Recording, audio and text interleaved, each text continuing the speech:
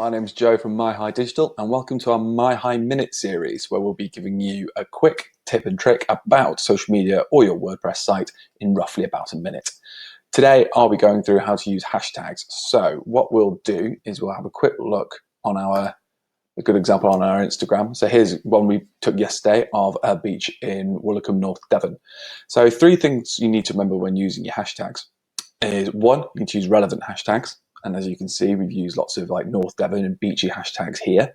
2, use enough hashtags. So we use about 20. If you use too few, you won't reach anyone. If you use too many, Instagram will think you're being spammy.